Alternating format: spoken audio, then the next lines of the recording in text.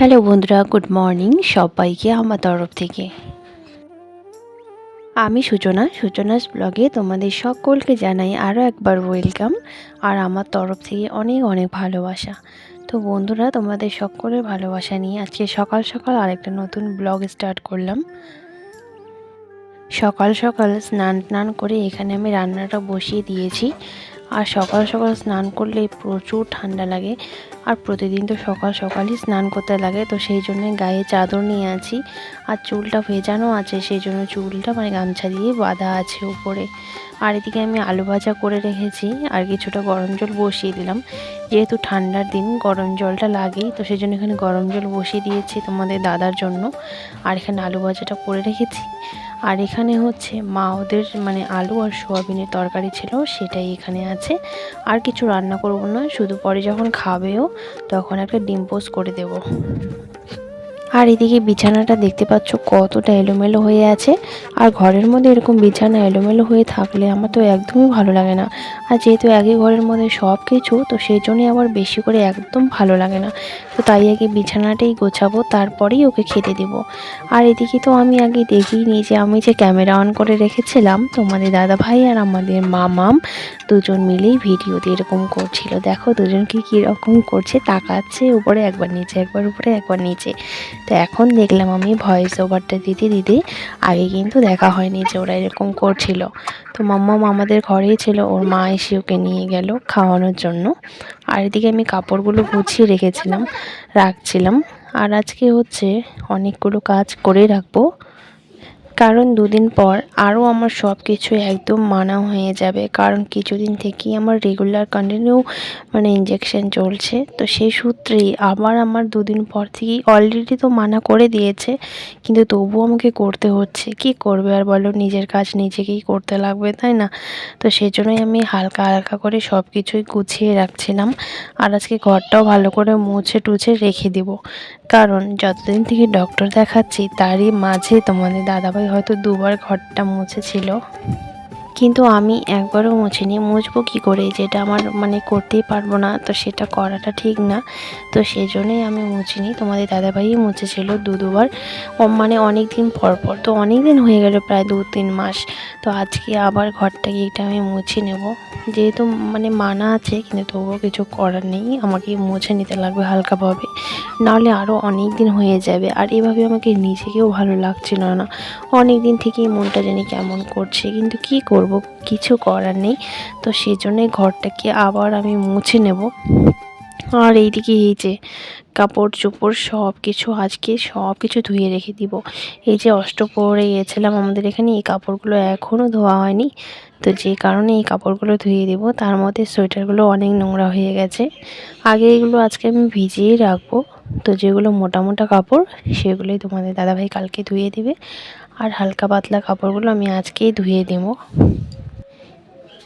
এই যে কলের উপরে এক শালিক, আমাদের নতুন ঘরের উপরে এক শালিক।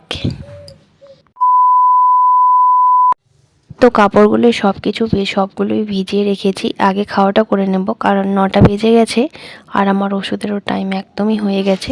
তো সেই জন্য আজকে আগে খাওয়ারটাই খেয়ে নেব। আর খাওয়ারে আলু ভাজা আর ডিম পোস্ত তোমাদেরকে আগেই বলেছিলাম, আজকে সেরকমভাবেই তরকারি বানানো হয়নি, কারণ তোমাদের দাদাভাই বাজার করেনি, আজকে বাজার করবে, তারপরে কালকে সবজি খাওয়া হবে। আর এদিকে বাইরে আমাদের মাম্মাম খেলছিল, সকালবেলা একটু বাইরে আসলাম খাওয়া দাওয়া করে, কারণ চুলটা ভেজা ছিল, আর সেই চুলটার কারণেই আমি বাইরে আসলাম। কারণ ভেজা চুল নিয়ে ঘরে থাকতে একদম আমার ঠান্ডা লাগে, বিরক্ত লাগে, একদমই ভালো লাগে না, সেটা গরমের দিনেই হোক কিংবা ঠান্ডার দিনেই হোক। তো সেই জন্যই বাইরে এসে চুলটাকে একটু শুকিয়ে নিয়ে চুলটাই আঁচড়াচ্ছিলাম বাইরে, তারপরে পরে কাজগুলো যেগুলো বাকি আছে সেগুলো করে নিব।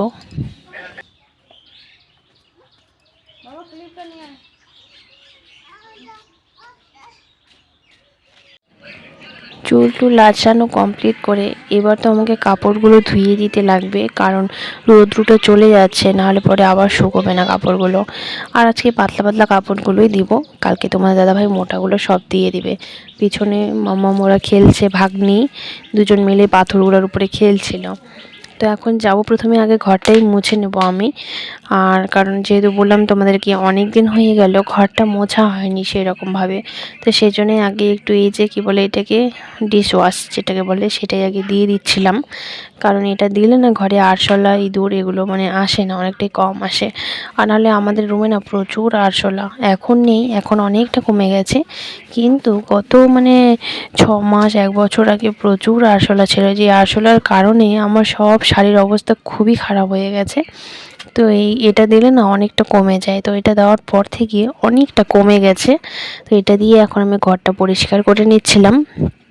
আর অনেক দিন পর পরিষ্কার করলাম, যা নোংরা বেরিয়েছে কি বলবো আর। তোমাদের দাদাভাইকে বললে তো সে করে দিবে, কিন্তু বলতে ইচ্ছা করে না। একটা মানুষ আর কত করবে বলো, সেই জন্য আর বলতে ইচ্ছা করে না।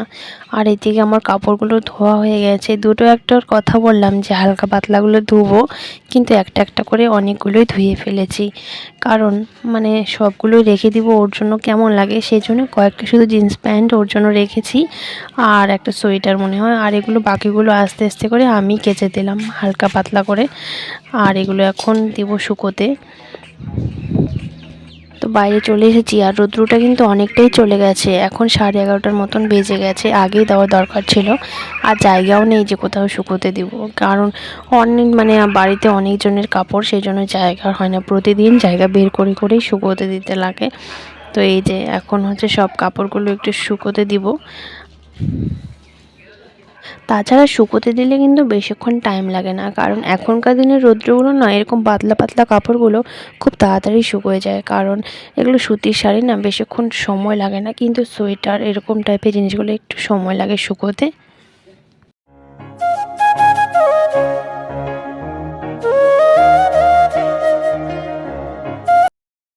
তো আমার কাপড় টাপড় সব কিছু কাচা কমপ্লিট হয়ে গেল। আর আজকে তোমাদের দাদাভাইও তাড়াতাড়ি চলে এসেছে, এই যে পিছনে বসে আছে, কারণ তাড়াতাড়ি বলতে কি আজকে ওর কাজই হয়নি, সেজন্য চলে এসেছে। আর আমার মুখটা যেন কেমন শুকনা শুকনা লাগছে আজকে, তাই না? কারণ কিছুদিন থেকে শরীরটা একদমই ভালো লাগছে না, তোমরাও দেখছো ব্লগে বারবার ডক্টর বাড়ি প্রতিদিন।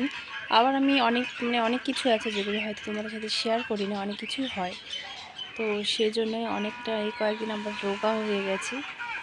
এখন রান্নাবান্না করব, সকালে শুধু ভাতটা রান্না করেছিলাম আর একটা আলু ভাজা করেছিলাম, সেটা খেয়ে তোমাদের দাদাভাই চলে গেছে। তো এখন আবার আমাকে সবজি রান্না করতে লাগবে ওর জন্য। এই যে গাইস, এটা দেখছো, এটা কি কেউ বলতে পারবে? এটা হচ্ছে আমাদের এখানের একজনের বাড়িতে, এটা হচ্ছে কমলা লেবু ধরেছে, আমাদের এখানেরই গাছের ফল। তো তোমাদের দাদাভাই খেয়ে দেখলো, প্রচণ্ড টক। এই যে বন্ধুরা, আমি এখানে বসে শর্ট করি, এটা হচ্ছে আমার একটা জানালা, এই জানালার এখানে বসেই আমি শর্ট ভিডিও বানাই। আর তার এই যে ঠিক সামনেই আছে আমাদের ঠাকুর, এখানে আমাদের ঠাকুর ঘর আছে। আর এই জানালাটার মধ্যে এই যে এই জায়গাটায় মোবাইল রেখে এখানে রাখি, নতুবা আমি এই যে এখানে একটা আমাদের সুইচ বোর্ড আছে, এখানে এই দুটোর মধ্যে যে এখানে না হলে এখানে রেখেই আমি শর্ট ভিডিও করি। আর এটা তো আমাদের এই যে পাশেই আমাদের বিছানা, এই বিছানার পাশে বসে আমি শর্ট করি। তো কাপড় চোপড় সব কিছু তো আমার কাজ টাজ কমপ্লিট হয়ে গেছে, আর অনেক কিছুই বাকি আছে, কিন্তু আমি এখানে বসে গেছি এখন কয়েকটা শর্ট ভিডিও বানাবো বলে। আর শর্ট ভিডিও যেহেতু আমি প্রতিদিন আপলোড দিই, তো সেই কারণে শর্ট ভিডিও বানানোর জন্য এখানে বসে গেছি।